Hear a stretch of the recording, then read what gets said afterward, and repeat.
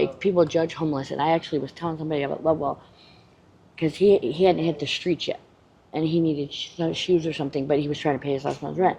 I said, why don't you ask some of the homeless people around here? I said, they come up on stuff all the time. I said, I'm gonna tell you right now, if I like, because at one point I want to write a book and talk about how the most resourceful people you'll ever find is a homeless person. Welcome to Real Life, Real Stories. Our channel is dedicated to helping our brothers and sisters who are down but not out. Please consider subscribing to this channel as it allows us to continue sharing these important stories. My name's Shelly, and I was born and raised in Colorado, but lived in Nebraska 15 years prior to coming out here. Okay. I've been here, it'll be 3 years at the end of August, and what brought me to the streets was I had kicked my ex out of, me and my ex, I moved out here with an ex, and that place that we found, they didn't want a background check, so that was a good thing. And a year into it, I kicked him out a month before I decided to leave the house, or the room that I was renting, because everybody in the house, except for the two people, because like 2 months after we got here, two of the gentlemen in the house offered my ex $1,000 to rent me for a night. Now, mind you, when everybody in the house, like the one dude had lived there 6 years, and the couple had lived there, 2 years, and then his nephew went back to Mexico for some reason. But I had asked the landlord to put cameras upstairs because there was only 2 cameras in the house. There was like 15 outside the house, but only 2 in the house. And none of them went upstairs. And I had put a chair up against the door, and when I woke up, I was on all fours. But all you had to do is just put a card, and my door would pop open. And the landlord said, well, we already addressed that issue. Because I felt Mexicans, and I'm not saying this in a bad way, but when they get drunk, once they set their minds to something, they go with it. It doesn't matter if they're told no, it don't matter. I just know because I grew up in Greeley, Colorado, so I grew up with a bunch of Mexicans, so I know how they roll. And so when he said no, I asked for my rent money back so I could go find another place. He said no, I'll just take that extra 30 days. I found a place the first month, and then it seems like every place since then has wanted a background check, just even to rent a room in a house. And now, mind you, Nevada is the only state that does nationwide background checks. Because I can go from Colorado to Nebraska, and my drug felonies from Nebraska don't pop up in Colorado, because I'm a violent offender out of Colorado, and those charges don't pop up in Nebraska. So see, you can go to any other state, Yep. and you're charged, as long as there's no nationwide background check. Nevada is the only state that does a nationwide NCIC check. Yep. And you have to have an ID, domestics. It's because it's a transient town. Well, they told me it's a walk of all life. That's exactly what they told me. A walk of all lifestyles. That's a sweet way to put it, ain't it? Hey, I can tell you how I was directed when I was telling somebody how to figure out what east, west, north, or south is. Somebody told me west is up, east is down, north is dirty, south is clean. Isn't that the truth, too? It is. I hate going to Northtown. Yeah. Yeah, but either way, and so it's been really hard. Like, I haven't been like outside for the whole because it's been 2 years it'll be 2 years in August that I've been out on the streets, but it's been off and on. Like my friend Parker and Max had a condo over here on Burnham. That everyone quit staying there in April last year, March, April. Yeah, they came through new management, cleaned everybody Well, out. no, Jace, the owner of the condo, sold it because he was trying to get comfortable with his mom dying, and he wanted to get over his mom's death. I actually still talk to the gentleman because he rides the bus to work and stuff. He's an older gentleman, but he also did let Parker move in, and Parker brought all the tweakers, and because Jay didn't do drugs. And so I would just go there to stay because it was a safe place to stay. Because the first, I would say 5 or 6 months I was out on the streets, I was by myself. Because I knew if I couldn't do it by myself, but I didn't also start making friends until after I became homeless either. The first year I lived here, I didn't talk to anybody. So I didn't know anybody. But Did you have a job then? I'm on disability. Oh, okay. So that being said, if I couldn't do it by myself out here, then I was done for. And I'm very aware of my surroundings. It might not seem like I am, but I am. Like I stayed up on Sahara and Spanish Oaks, but they have the offices right there that have a glass window, and they have the rocks, but they have little duck offs so you're not noted, like nobody can see you. Yeah. And so, but I'm telling you right now, I did it up there, 4 or 5 months before I actually started coming back down this way. And actually, I liked it up there better because less people. And then after Parker's got shut down, I ended up down here. I had met Sonny prior to that, and then me and Sonny became really good friends. And then in December, I don't know, November, I got mixed in with somebody at the park. And I had never hung out with him in the park. But then like after we started dating, I think we were like 2 weeks into dating, he wanted me to hoe myself out. First thought wrong. Not my cup of tea. It turned into a big old thing. He ended up stalking me up here. I maced him in that whole conflict. He said I made him look like a bitch. So then I had to so from basically the beginning of December till I want to say March or April this year, like I didn't come to the park at all. And so, boy, hi Chance. You want me to hold him? Come here. When does his mom get out? October? I thought you said June. Hi, baby. Sorry. But yeah, no. And so, like, that was the hardest because I'm really close with Sonny. So, like, and it was hard for him too. But, like, at the end of the day, like, it's so hard to get a place.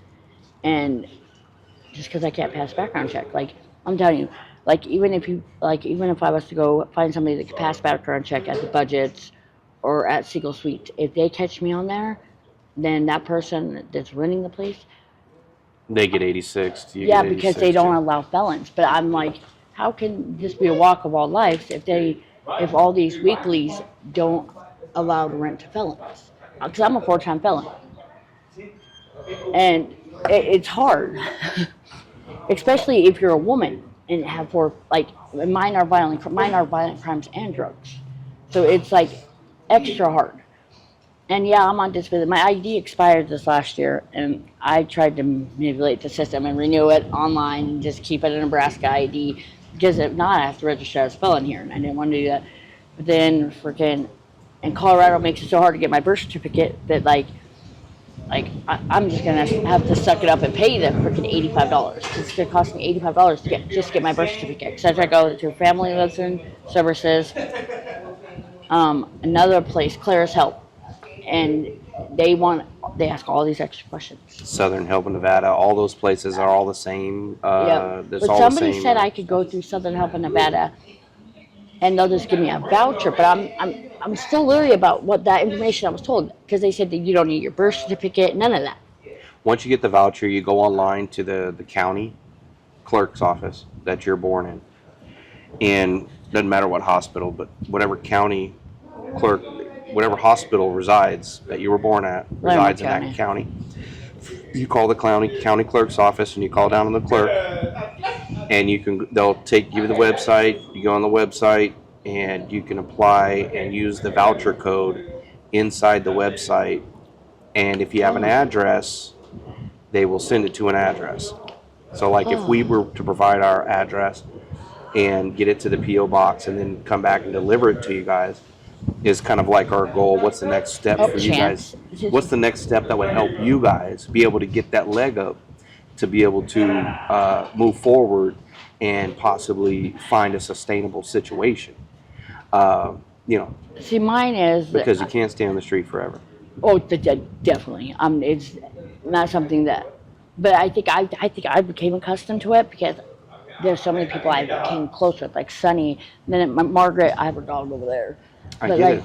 But like, It's a family. It does turn into a family thing, and a lot of people don't see that. And like, I had met a guy up there at Lovewell 2 months ago, right after I got out of jail, because I had to do 20 days because the judge was being. Long story short, they wanted 20 days out of you. Basically, because a year thing turned into an 18-month thing, and so she was finally done when I went in for the last status check. That was good. But I mean, I'm grateful that she only gave me 30 days instead of the 180, because I would have whew, I don't now. I realize why I don't like jail, because in this state I'm put right in the general population. Any other state I'm isolated right out the gate. Violent offender, drug felonies. when I got picked up in Nebraska in 2016, I was actually picked up for aiding and abetting, but it was not for hiding somebody else. I assisted in a violent crime, it was kidnapping and beating somebody up. So at the end of the day, but so I was put right on segregation. Like I'm always put in segregation any other place I go. But here I was put in general population, and I don't deal well with females that cry. You know what landed you in jail? Why cry over spilt milk? Why dwell on what's going on the outside? Because you know what landed you here. There's no reason to cry, and women don't get that. But I was raised different. Right. So since then, how long has it been now since the last time you had a culpable situation? How long has it been since you've been on the street now? I was staying in a bando from December to February. So since February, I've been back. So 6 months back on the street. Yeah, No. But still, even when I had a place to stay, I always came out and surfaced.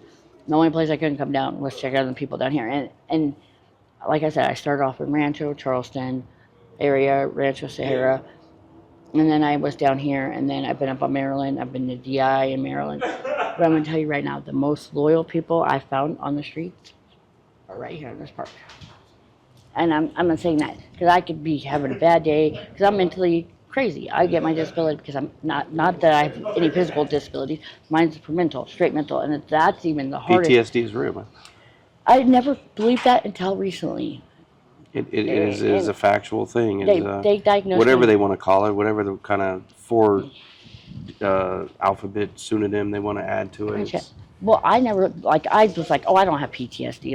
But until Mental health is a very serious thing. But the PTSD, actually, I realized I do have it because I had my neck sliced and something happened and I don't remember what happened, but like my neck, is a very sensitive thing, and that's for the first time ever. I was like, dude, I do have PTSD. So what's your guys' plan? I mean, you're on disability, so you possibly could get a check.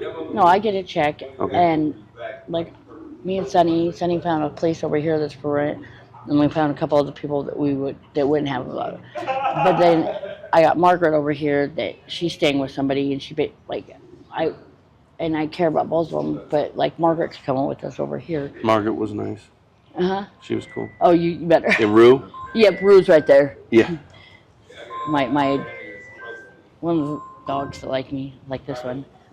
Alabama. But see, I just want to get into a place. I want to get him off the streets because he's 73. Well, I think that there's a situation here where you guys are, I want to say, veterans. I knew where to go.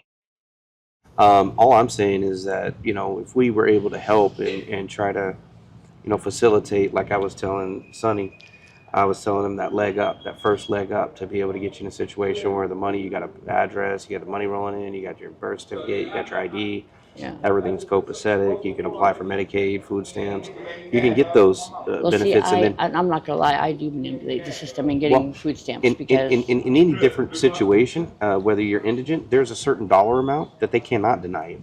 So if you're not bringing in $1,600 a month, right now is the threshold for income. Now, do you guys know that Nevada, if you have an income, they base your food stamps on if you're paying rent or not? Of course. Of course, now the laws have changed just recently because of the Federal Funding Act that has, things have gotten harder. I know friends, and we have friends that work part-time where we work, that they make a very small amount. They have to because they're either on Social Security or they have child support or they have other obligations that don't allow them to work as many hours as they possibly could. Yeah. So they have to watch their threshold in order to be able to still get benefits. Yeah. Like Medicaid and food stamps and stuff like that. Well, So I get it. It's a rigged system. It really but there's always a loophole in everything. If you find so I wouldn't call it tricking the system. I would call it figuring out ways around it. To benefit loopholes. Yeah. But see, I want to go back to school to become a paralegal because I did my research, and they prefer paralegals to be felons these days because lawyers are straight edge, never been in trouble, because you can't have felonies. If you could find a felon you can trust, that's a friend indeed. And so, because I did want to go back and become a drug and alcohol counselor, but see, because, I'm sorry, but if you could be so completely sober, if you don't even, I mean, what I mean by completely sober, live in Vegas, which means don't take any aspirin, none of that. If you could do it completely sober without taking any headache medication or any of that, I'm telling you, I want to know how you do it. Because at the end of the day, the wind blows, like today, the wind's going to blow some weirdo out of the woodworks. But like, there was a weirdo up on Maryland and Sahara, and I deal very well with some crazies. I'll sit down and let them ramble on. But the one day, the one gentleman up there finally said that, "Oh, me and my homies rape and kill women." And I kept telling everybody, "You need to watch out for him. You need to watch out for him. Don't trust him." And everybody's like, "Oh, he's harmless. He's just crazy." Da, da, da. Guess what happened? Not even 3 days ago, he raped somebody up there. Mm. And I actually know the girl. And I said, "See, everyone said I was crazy and I was being mean, but if I go with my gut. If and Sonny always tells me I'm mean. But if somebody walks up and if they don't know anybody in the circle, I shoo them away." That's why I came up different. You know? I came up on the outside. I talked to Margaret. Yeah, because I spoke with them, and I figured, if I could come introduce myself at minimum and say, "Hey, would anybody here possibly want a water?" Or, "Hey, I'm out here to help. This is who I am, and this is what I do. Talk with me." We need to spread the information that's needed for people to understand that it's just these small little $40, $50, $60 things, a burner phone or birth certificate or anything in their hand to get that next leg up. DMV is right there. I'd be so happy. It'd be Christmas for me and everybody else here if I could find a way to get their birth certificates to them so that we could walk across the street, pay $21 for them, and get them an ID. Yep. And then have it sent to an address that's safe that we could then come back and deliver it. But with a burner phone, I can get all that done in 30 days. And if I pay for 30 days of service on a phone, you can have the phone. You can reload it as you get money because guess what? Now you got an ID. And there's day labor places all up and down Eastern. Yep. There's day labor places where you can go get a job with an ID. Yep. There's things you can get done with an ID and a bus pass, Yep. And like I help. When I get paid, I always look out. I buy extra hygiene. I know. I'm telling you right now because I'm very big on being clean. I have a black card at the gym. If anybody ever needs to go, they're more than welcome to go with me. Like, you follow the rules and do what I tell you, and we can get in and out of here easy. Yeah. But I'm a very yes, Sonny, he portrays that I'm not a very caring person, but I am.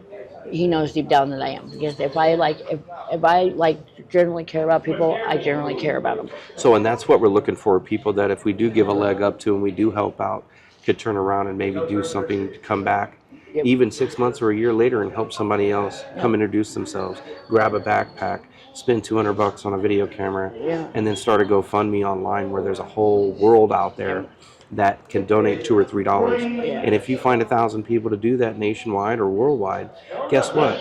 You built something powerful. Yeah, and people these days, because I've made comments. People, yes, Chance, your dad's not going anywhere. But like, people judge homeless people. And mind you, I always, ever since I've been here, I've always given my change to homeless. Because at the end of the day, okay. But it'll you never know but when I first hit the streets, the people I donated, like I would give my change to up on Charleston, looked out for me until I moved down further on. No matter what you needed, a beer, a cigarette, anything. Yeah, well, I don't require place much. To sleep, you want to camp for the night or whatever, some food. Yep. And I'm telling you, but even still to this day, like I will give the last of my change to anybody that asks. And I did the same thing too when I was homeless. And I think it kept me on the street longer than what I should have been. And I'm going to tell you why. Because I found myself in their situation wondering if they had it, would they give it to me? And they did. And I didn't feel obligated. I didn't feel like it was a necessity.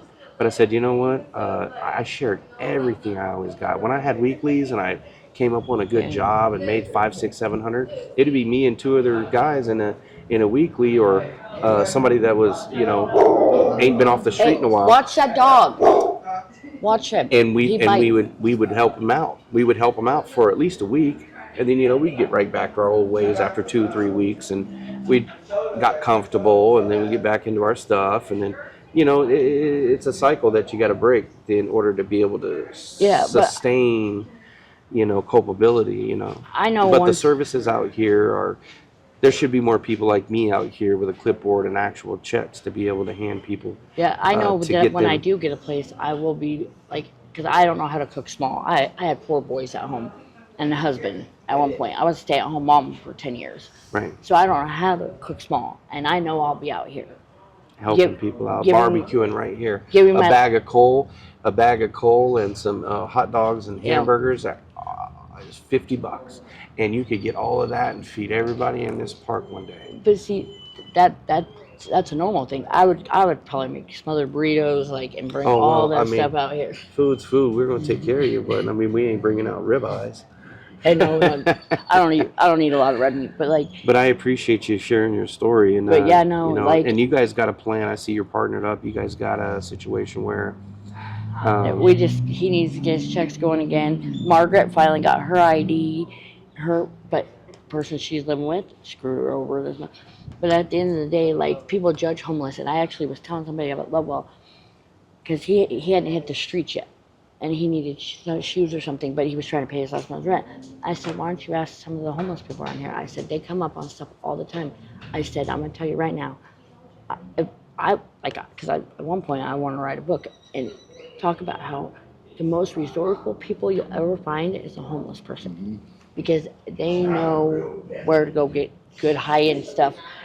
Just even dumpster the diving. most resourceful people. Exactly, and those are the people you talk to, like, but there's a handful of them I wouldn't talk to. Yeah. But I go with my gut, and it might take 2 or 3 months, but I watch them, like. Yeah, you watch how they move. Yep, and then if they like I'll be kosher and say hi and all of it, but you have to. Yeah, I see you spitfire over here, telling people where to go and what to do and how to do it. Hey, listen, I appreciate it. I'm gonna take care of you. You guys, we'll be in contact. Yes. I'll keep in contact with Sonny. We're gonna be back out here and possibly get you somebody like Sonny in the car to go get some burner phones to pass out. Yeah, he got That it. way you guys can have phone numbers and at least 30 days of service, so that you can handle some of the things that are a necessity, because people without phones are really dead in the water, and you just out here trying to survive day to day. Yep. And that's not good enough. It's too hot out here for that. Yes. It's 110 today. No, it's supposed to be 103. 103. Yeah, it's supposed to be 103. That's still hot. But like this last week, it was extreme heat. Yeah. We were in a heat advisory, Extreme. but now this next week it's the same temperature as it was this last week, but we're not in extreme heat. Now make that make sense. It's a dry heat. Thank you. Good to meet you. Yes, nice to meet you. Thank you for watching the entire video. Please subscribe to this channel and join our community. Your support goes a long way and helps more than you know. And don't forget to like, comment, and turn on notifications so you don't miss future stories.